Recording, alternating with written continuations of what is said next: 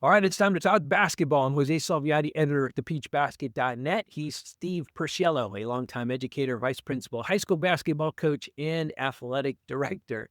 And this is the Shot Clock Pod, the best 15 minutes of NBA random thoughts online anywhere. If this is your first time listening, welcome. We're glad you found us. This podcast was born out of the content of Steve's 13 Rules Random NBA Thoughts articles, which he publishes weekly. Steve and I have exactly 15 minutes to discuss what's on his mind around the NBA. Today, we'll discuss his latest 13 Rules Random NBA Thoughts article, where he shares his thoughts as the NBA playoffs continue in the 24-25 playoff season. Before we get started now, Steve, I want to share with everybody listening and watching that we are pretty excited to share that one of our own creators, John Camacho, who's written articles for the Peach Basket, has written his own book, along with a co-author, Zach Hamilton. The book is called Sports Chaos. The book explores the reasons behind expert business, legal, and moral decisions. The book will be available on Amazon starting May 15th and will include a discussion on the wild Luka Doncic trade. I got a chance to read the first few pages. I'm not that deep into it, but it's pretty fascinating and unique sports book, and it's pretty cool that somebody who's written on our site is now writing some books. So happy to promote that. Hope you get a chance to check it out. Again, it's called Sports Chaos, and it'll be available on May 15th on Amazon.com. And we'll share links as soon as they're available. All right, Steve, you ready to talk basketball? I'm ready. Let's do it. Oh, Look. let me start the timer. All right, lots of interesting conversations or topics to share. We start with the Celtics and the Knicks. You wrote before Game 3 that the Celtics either continue to shoot poorly from deep, they've been shooting 25% in the first two games, or they return to their season norm. I looked it up, it's 37%, so big difference. In Game 3, they took 40 and made 20, so they shot at a 50% clip. So I got to ask you a very basic 30,000-mile view question. Are the Celtics now a classic win by the three, die by the three team? I think the whole NBA is. Okay. The shame of it is if you have an abysmal night like Boston in the first two games, they shot 25% in both games, you're going to lose. If you really think about it, if Boston shot 33%, one out of every three, probably going to win both games. Wow. So that's what, 8 more threes.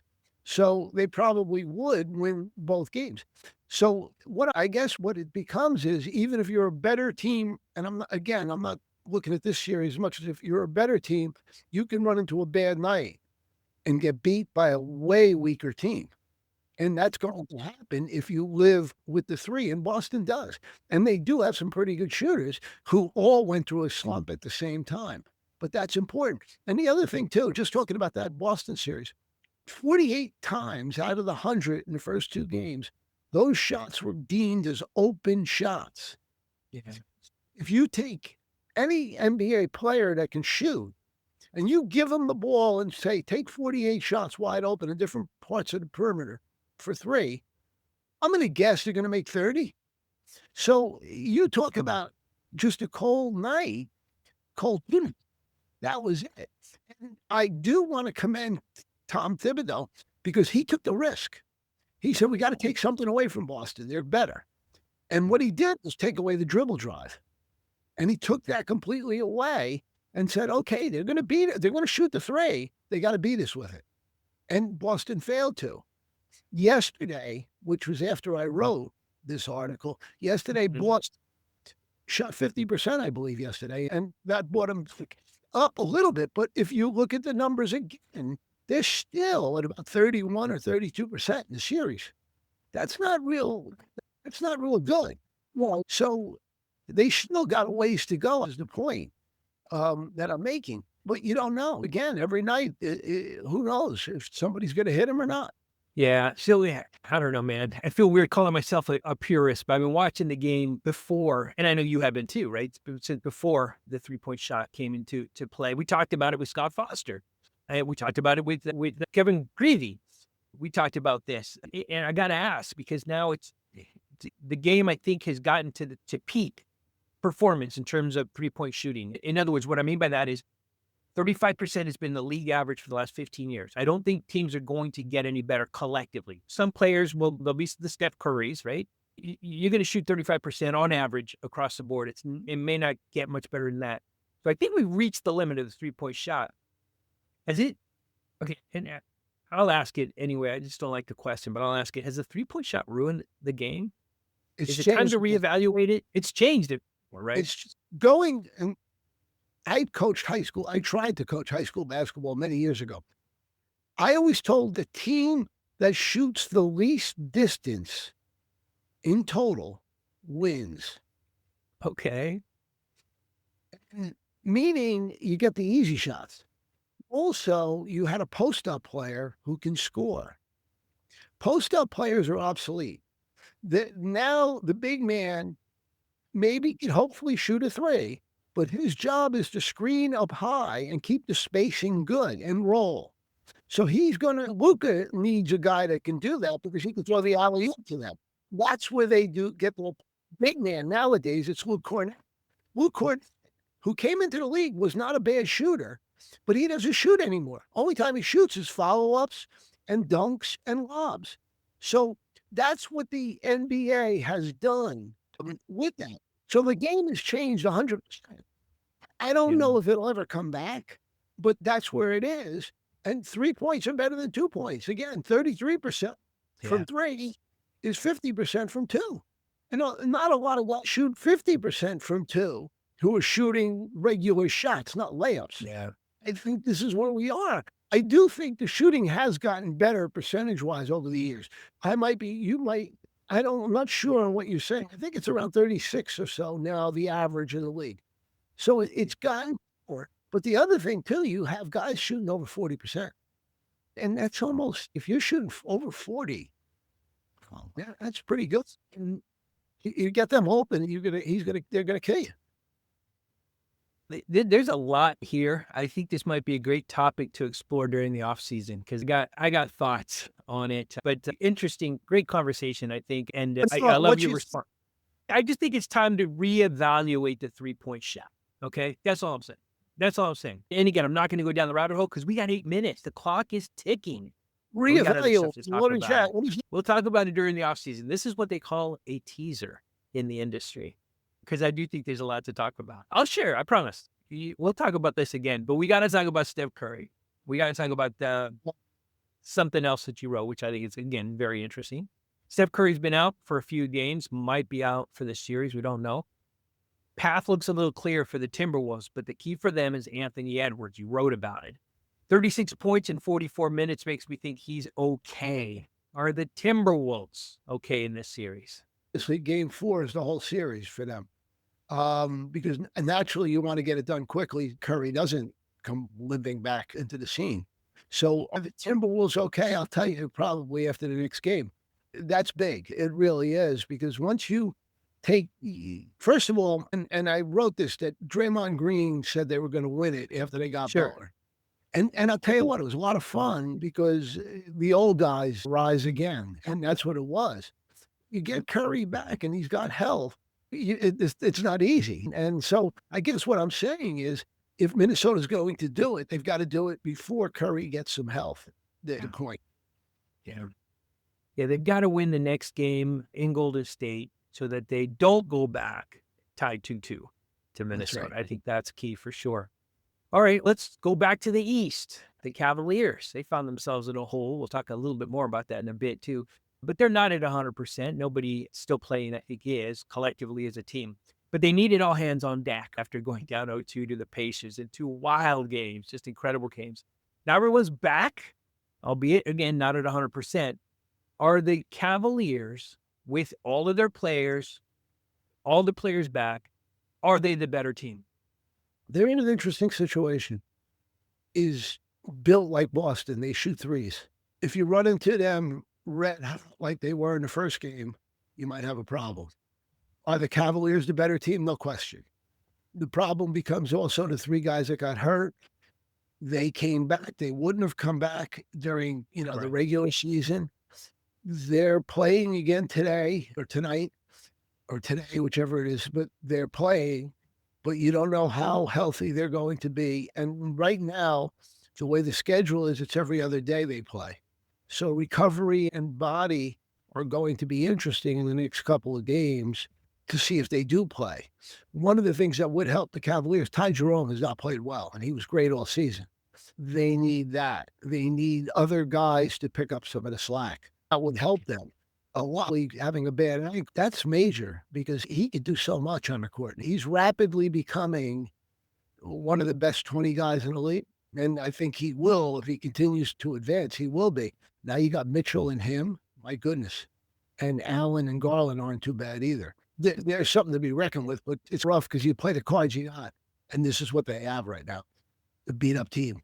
Yeah, and specifically those three guys who didn't play the first two games came back and looked okay. DeAndre Hunter, Darius Garland, and Evan Mobley, you called them out. Mobley, Defensive Player of the Year. These guys, they're needed. But again, this is a 60-win regular season team. You think they're going to be okay? Yeah, I do. I do. And by the way, you said Mobley, Defensive Player of the Year. I think that he's deserving, but I think we forget Lou Dort. I just think Lou Dort is without question the best defensive player in the game. He can guard anybody, and he's just good. But that I'm going away from that. That's just an opinion. Mobley is great, though. Mobley is getting better. He can shoot a three now. Really, he's just getting better and better.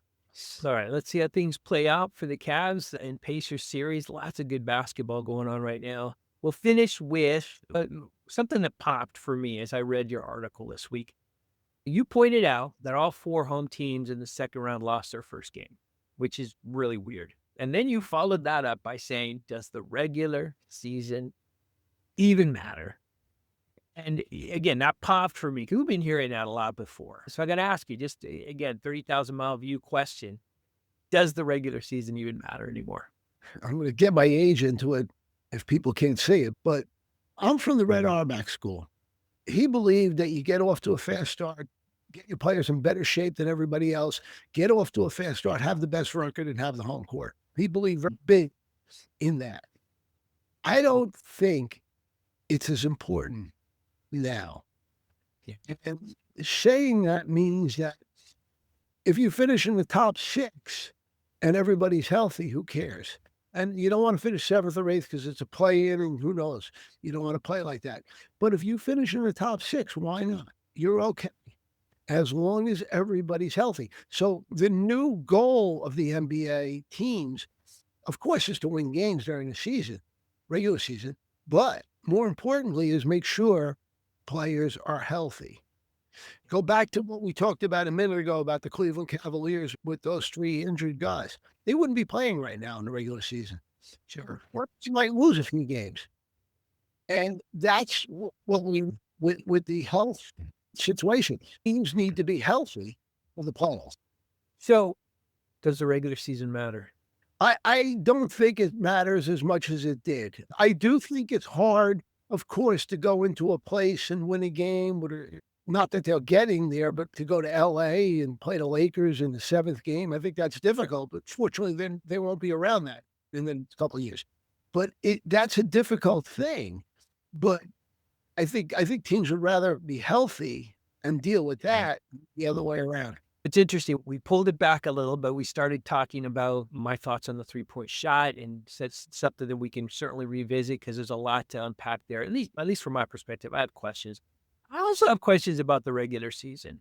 After the COVID year, the NBA shortened the season, if you remember, from 82 games to 72 games. I honestly thought that was going to stick, just like the play-in tournament, which again was a byproduct of the COVID years. But the NBA went back to 82 right away.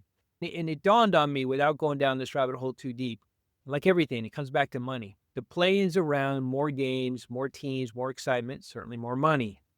Turning it from 82 to 72 was impactful, beneficial, but it cost money because there's less games. So I'm a proponent, again, of reevaluating the three-point shot and reevaluating the regular season.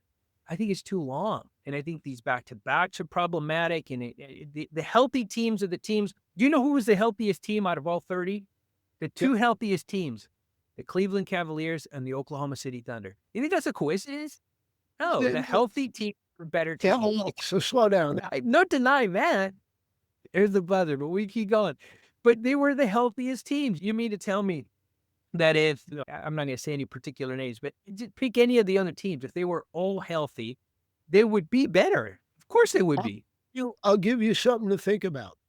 The regular season usually ends the second weekend of April. What if you open the season up maybe a week before, although you don't want to get into there with football, but you open it up a Yeah. week before and you ended the season playing the same amount of games by May 1st and Okay. starting playoffs then, you know, the draft back to mid-July and so on. And I would think a lot of executives in the NBA, because they do all their work and after the draft with free agency, and then they're pretty much ready to go. Not a lot goes on. So the executives might not like that, but it might be better because now you're going to get rid of back-to-backs and now you're going to give more in game. So there's other ways to do it. The players will never give in to a less for this. This is a no-brainer. Look, keep it at 82 because they'll just sit out. But if you go to 72, I'm going to get less money. Oh, I want my Yeah. money. And so they're never going to want to go to 72 or any other number that you can think of. But there's nothing wrong with going into the summer. And the last piece on that, if they went longer into the summer, they're not competing with football. They're competing with baseball. I grew up liking baseball and still do, but of the three major sports, that's the one that's dying. So them competing with their playoffs with Major League Baseball, I think that's a win-win for them. Yeah. Yeah. Interesting. All right. So I think we got two off-season topics that we're going to dive into: three-point shot and just the regular season as a whole. Lots of interesting conversations there, I think. You heard the buzzer, though. Our time is up today. Thank you for listening. Thank you for watching. Make sure to read Steve's entire 13 Rules Random NBA Thoughts article. We'll link it wherever you're watching or listening to this today. Get more of his thoughts on the 2024-25 NBA playoff season as it continues. Join us next week as Steve shares his thoughts after the fourth week of the playoffs. As the dust starts to settle, we'll find who our final four teams are. And of course, please consider subscribing and join us next week on the Shot Clock Pod, the best 15 minutes of NBA random thoughts online anywhere. Thanks. We'll see you next week. Thanks, Steve. Take care.